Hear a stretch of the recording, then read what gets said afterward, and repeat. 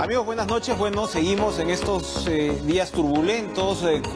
Comentábamos hace algunos minutos de la reunión organizada en el partido aprista. Ha sido una reunión que ha sido calificada como de desagravio contra la memoria pues del fallecido expresidente Alan García. Y bueno, rápidamente se ha venido a distribuir un pronunciamiento, dice, en defensa de la dignidad de la persona. Lo firma una larga lista de personajes, no solamente apristas, hay que decirlo, ni apristones, en algunos casos sí apristas y apristones, pero en otros casos, bueno, vemos firmas como Martín Belaúnde Moreira, Gustavo Pacheco, Jaime de Altaus, Roberto Dañino, el ex premier, Natalia Amprimo, una larga lista, ¿no?, de firmas, además de los nombres conocidos del APRA, como les digo, y de alguna manera relacionados con el aprismo, también en algunos casos relacionados con el fujimorismo, pero, repito, es una lista bastante larga que en el centro del comunicado dice: venimos presenciando un uso excesivo y arbitrario por parte de los operadores de justicia en la aplicación de la prisión preventiva, olvidándose que, como lo ha señalado el Tribunal Constitucional, citan los expedientes, y la Sala Penal Permanente de la Corte Suprema de Justicia citan este recurso de casación reciente de la Sala presidida por César San Martín Castro. Señala: el espacio de debate acerca del dictado o no de una medida de prisión preventiva es de naturaleza cautelar y no punitivo, por lo que no existe margen alguno, so pena de violar la presunción de inocencia, para afirmar y dar por establecido ningún tipo de responsabilidad penal. Más allá del juicio mediático y más allá de la gravedad de los cargos, los jueces deben recordar que tener ante sí a un procesado es interactuar en principio con una persona inocente, porque la protege la presunción de inocencia y que en tanto tal merece el tratamiento que corresponde esa condición. Bueno, en fin, señalan el caso de Alan García. Y esto sigue, por supuesto, en discusión, mientras los fiscales del equipo especial Lavajato se encuentran interrogando nada menos a Jorge Barata, que ha confirmado algunos puntos que ya conocíamos hoy, pero que mañana, creo yo, va a ser interrogado sobre probablemente la pregunta central en estos momentos, que es el caso de Luis Nava y Alan García. ¿Qué pasó con esta información que se había proporcionado antes de los sistemas encriptados, que se supone el propio Barata proporcionó, y que comprobaría que el exsecretario personal de Alan García, a quien hoy se ha ratificado la presión preliminar, recibió pues más de 4 millones de dólares de Odebrecht, de la famosa Caja 2. Es todo un debate complejo, va a seguir el debate en los próximos días y las próximas semanas seguramente. A Lula le han reducido la sentencia hoy en Brasil, esto está vivo en este caso y no va a cesar. Le damos la bienvenida al ex procurador, abogado litigante penal en la actualidad, Cristian Salas, con quien esperamos poder también entender un poco más de esta muy compleja situación. Cristian, un gusto verlo después de tiempo. Gracias, Enrique, por estar con nosotros. Gracias a ustedes por la invitación y con todo gusto para absolver todas las dudas a las que haya lugar. Quisiera comenzar con lo siguiente. De acuerdo con ese comunicado, como abogado y como ciudadano, la idea de la prisión preventiva, con este nuevo Código Procesal Penal, que ahora en julio cumple 13 años de vigencia, no es tan nuevo, fue que los procesos se lleven como regla con el procesado en libertad. Y muy excepcionalmente se aplicara medidas cautelares como la prisión preventiva cuando había gran riesgo de fuga o peligro de que puedan entorpecer la actividad de la justicia. Pero ojo, esto no tiene que significar que estamos contra la lucha anticorrupción. Son dos cosas diferentes. Manera, claro. O sea, todos como ciudadanos debemos tener claro que aquí en el Perú ha habido un alto nivel de corrupción a una escala terrible, a altas esferas gubernamentales y con un costo enorme. Y eso se tiene que investigar y sancionar a los responsables. Pero para eso existe lo que se llama el debido proceso. Y el debido proceso establece ciertas reglas. No puedes mandar a prisión preventiva, sin decir nombres, a una persona de más de 65 años que tiene enfermedades y que no genera ningún riesgo de fuga. No la puedes mandar a prisión, porque en ese caso el mensaje que lanzas desde el Poder Judicial, ¿cuál es? Me pareces culpable y te encierro. No, la prisión preventiva no es para eso. Es una suerte de sentencia adelantada, al menos en la percepción ciudadana. Lo que está proscrito y prohibido no solo en el Perú, sino a nivel internacional. Y nos pone como un país que no sabe manejar los procesos. Y ojo, esto a la larga podría generar incluso demandas contra el Estado en foros internacionales y demás, así que tenemos que tener mucho cuidado con eso. Ahora, ¿cómo, digamos, entender los cambios, porque lo que ocurre, sobre todo con los casos comentados, ¿no? O sea, los casos políticos, vamos a llamarlos así, porque tenemos otros donde tienes exfuncionarios directamente vinculados con coimas que de repente se amarran también con los casos políticos que tienen que ver con el Metro de Lima y demás. Pero la clase política a la cual Rafael Vela, el fiscal, ha aludido en entrevista al País, ¿no? Señala que se está criminalizando la actividad política y de hecho lo que está ocurriendo es que se está echando mano a esta suerte de hipótesis, de herramienta que te dice que efectivamente haber recibido aportes subrepticios de Odebrecht, que siempre los políticos han dicho eso no era ilegal en el país, ojo, ¿no? Pero que haber recibido este tipo de aportes configuraría, dada el origen ilegal, se supone, de estos aportes, una organización criminal. Entonces, eso entiendo yo facilita también en términos procesales que puedas llegar al tema de la prisión preliminar preventiva, porque son investigaciones además muy complejas, se habla pues de los famosos 36 meses y demás. Este tema de organización criminal asociada a la actividad política estaba contemplada en el código tal como usted lo está describiendo, que estamos hablando pues del 2004, ¿no? O sea, porque el Ministerio Público ha salido a decir, ojo, que eso está contemplado en el código desde el 2004. ¿Pero se pensaba para una situación como esta? No, porque la ley de crimen organizado es independiente al Código Procesal Penal y es la que recién, después de la dación del Código del 2004, recién establece estos plazos larguísimos de investigación y de prisión preventiva. El Código Procesal Penal al inicio contemplaba 9 meses de prisión máximo, pero cuando se da esta nueva ley de crimen organizado, se establecen esos plazos largos. Ahí es donde la pregunta cae, pero perfecta para el debate. Todos los casos que tenemos en procesamiento vinculados a Odebrecht constituyen casos de organización criminal. Ahí es donde hay que tener mucho cuidado. Kuczynski, su secretaria, solo para citar un ejemplo, Kuczynski, su secretaria y su chofer. Eso es una organización de 3. Ahí es donde se le exige a la Fiscalía que tenga cuidado con las imputaciones. Son 3 personas que supuestamente han lavado activos, que todos en organización criminal de 3. Esa es la organización criminal. Hay que tener muchísimo cuidado con las imputaciones. Y ojo, no solo en estos casos, porque hay una razonable posición que dice, no, se está debatiendo ahora el tema de los planteamientos de organización criminal y prisión preventiva porque se trata de la alta clase política procesada. No, estos cuestionamientos, Enrique, vienen de hace mucho, porque en el Perú hay una gran cantidad de personas procesadas que están presas. Y sin mayores motivaciones. Entonces, es una problemática que surge ahora por el caso de Odebrecht, porque claro, tenemos a los sujetos visibles ahí con una fuerza política de reclamo, pero ojo, el problema ya data de muchos años atrás. Entonces, hay que tener, ¿el mensaje cuál sería? Cuidado con las imputaciones por organización criminal, investíguese, procésese, pero cumpliendo las reglas. Otro de los puntos que toca el comunicado emitido por el Ministerio Público ayer, entendemos, además, la propia Zoraida Ábalos, la fiscal de la Nación, dijo durante la tarde que iban a evaluar el llamado a la reflexión del presidente Martín Vizcarra, y podemos interpretar que este comunicado es una suerte de respuesta a ese llamado a la reflexión, que también hizo Salvador del Solar, por cierto.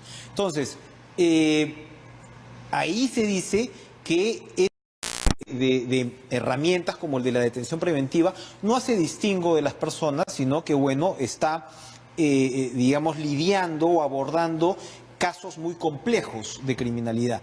Pero uno se pregunta si en realidad no debería hacer distingo entre esos casos, porque lo que estamos viendo ahora es una constante de preventivas, para centrarnos en estos casos políticos. Toledo está fugado, ¿no? Pero se pidió también, ¿no? Se pidió una medida así, pero en este caso vemos una coima pura y dura, claro, ¿no? De más de 20 millones de dólares por una obra en específico. En el caso de Kuczynski, lo que yo veo hasta ahora es un conflicto de intereses.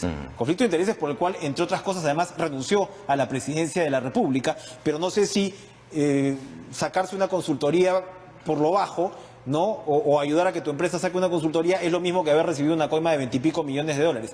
El caso de Alan García, obviamente, pues no se puede responsabilizar a nadie por una decisión como el suicidio, pero él se pega un tiro en el momento que encuentran que efectivamente a su secretario personal le encuentran 4 millones de dólares aparentemente, y se le pide la prisión preventiva contra él también. Entonces estamos hablando de casos muy distintos. No se está aplicando excesivamente una vara como para decir, no, aquí no se salva a nadie y estamos... o sea, al final la Fiscalía puede, sin quererlo, de repente, estar operando de manera política. Enrique. Para enviar el mensaje, todos por igual. Así es. No, bueno, lo que pasa es que tú estás dando en los puntos clave. Cada caso es diferente a otro. Eso hay que entenderlo. Y lo que un fiscal... Bueno, el fiscal está en la potestad de pedir las medidas coercitivas, pero lo que el juez no puede hacer, lo que los jueces de investigación preparatoria no pueden hacer es utilizar una especie de formato para aplicar la prisión preventiva a todos los casos vinculados a Odebrecht, porque ese es un craso error. Y entonces ahí van a haber algunos casos que sí ameritan la medida, pero otros casos, lo digo sin tener ningún vínculo de asesoría con, por ejemplo, Pedro Pablo Kuczynski, Muy donde importante no que lo aclare. esa medida. Entonces, ¿por qué es importante hacer esta aclaración y este pedido a las autoridades judiciales? Porque la lucha anticorrupción se puede desprestigiar y se puede politizar, y eso es lo que dicen algunos sectores políticos, se está criminalizando la política. Y esto es lo que lamentablemente muchos de los procesados que han huido utilizan como argumentos para señalar que hay una persecución política. Y cuando las autoridades políticas hacen mención a estos procesamientos, le cometen un craso error, porque le dan insumo a estas personas a que puedan plantear alegatos de persecución. ¿Cuáles son los prospectos de penas típicamente en este tipo de delitos? En estos casos tenemos imputaciones por colusión, que van entre 8 a 10, 12 años. Tenemos casos de tráfico de influencia, que son delitos pequeños, de 4 años. Tenemos casos de cohechos, que van de entre 6 a 10 años en su agravante, que son los delitos más recurrentes que se están imputando en estos casos. Entonces, pero aquí se presenta la otra figura, que es la figura de la asociación ilícita u organización criminal, que es una figura que te puede... Pues harina de otro cosa. Claro, que te coloca una pena bastante alta, que supera los 10 años, y es ese justamente tipo penal el que incrementa la pena, agrava el hecho, y es por ello que en las prisiones preventivas casi todos están con la imputación de organización criminal. En las conversaciones que he podido tener con un fiscal como Rafael Vela, por ejemplo, siempre, incluso cuando hay algún tipo de desacuerdo y demás, debo advertir que respeto su trabajo, me parece un fiscal profesional, él siempre me señala, mira, nosotros a veces podemos tener una estrategia agresiva en el tema penal, pero siempre dentro de los márgenes de la Constitución. Y al final, creo yo, el que interpreta esos márgenes es el Poder Judicial. Porque finalmente acá nos estamos centrando en los fiscales y bueno, en fin, son siempre figuras muy mediáticas, como lo fueron los procuradores en su momento y demás. Pero el que corta el jamón es el Poder Judicial. Así es. El fiscal, y eso hay que entenderlo bien para los ciudadanos que nos ven, el fiscal es una parte en el proceso. El fiscal es la parte investigadora, la parte acusadora, y frente a él tienes a otra parte, que es la defensa del procesado.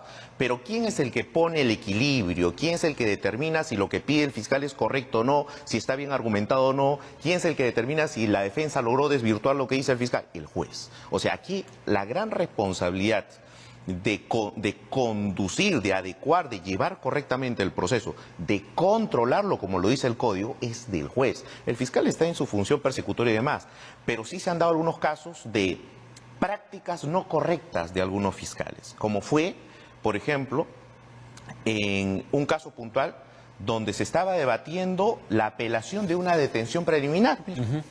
Se está debatiendo y la defensa dice, no corresponde la detención preliminar por los argumentos que vamos a plantear. Y el fiscal va a la audiencia y dice, ya no se resuelva la detención preliminar porque acabamos de pedir la prisión preventiva. Así que vámonos a debatir la prisión preventiva, cierren el tema acá. Esa es la otra, ya se ha convertido la preliminar en el paso previo a la preventiva. Y eso es incorrecto. Por eso es que en ese caso puntual, ¿qué pasó? Mantuvieron la detención contra uno, que fue Pedro Pablo Kuczynski, y a los otros dos los liberaron. A los otros dos miembros de la banda. Y esa posición de la supuesta banda. Sí. Y en esa situación, imagínate que el fiscal defensor de la legalidad parece que o no conocía las reglas del código o lo hizo a propósito para justamente mantener preso a los sujetos. Hoy, Ricardo, esas son malas prácticas. Hoy Ricardo Uceda le ha dado con palo esta sentencia que permite la preventiva de Kuczynski porque, entre otras cosas, señala que el fiscal, a pesar de que ya habían sido liberados la señora Kisic y el señor Bernaola, ha insistido con mantenerlos en este esquema que usted señala de organización criminal, porque si no los mantenía, el esquema se caía. Claro. Claro, no puede ser una organización criminal de uno. Claro, es imposible. Entre otras cosas. Pero digamos, esa es otra mala práctica. O sea, buscar a través de la prisión preventiva que alguien se asuste y empiece a simplemente decirle al fiscal, fiscal, yo te firmo lo que sea y me libera. ¿Es válido, es lícito como estrategia fiscal decir, bueno, yo le caigo a todo el mundo para ajustar y que en esta pesca de río revuelto al final yo pueda sacar información? ¿Eso es válido? No es válido, no es legal y tampoco es ético. ¿Cómo que no es legal? ¿Por qué?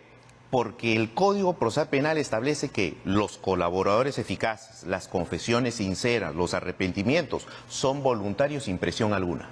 Pero cuando tú le tienes la espada a Damocles o lo tienes preso y le dices, si no firmas este papel confesando, te quedas acá 36 meses, esa voluntad libre se alteró.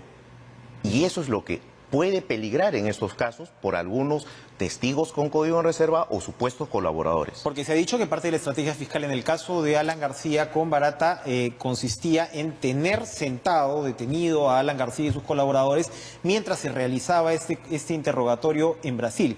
De lo que usted me está diciendo, entonces esto también podría ser interpretado como un mecanismo de presión contra el colaborador o el delator premiado de presión, Barata. De coacción, de intimidación, de amedrentamiento, y el código no lo permite. No se pueden aplicar a los procesados o a los testigos mecanismos que afecten su libre voluntad para declarar. Incluso el código establece que el procesado tiene el derecho a guardar silencio.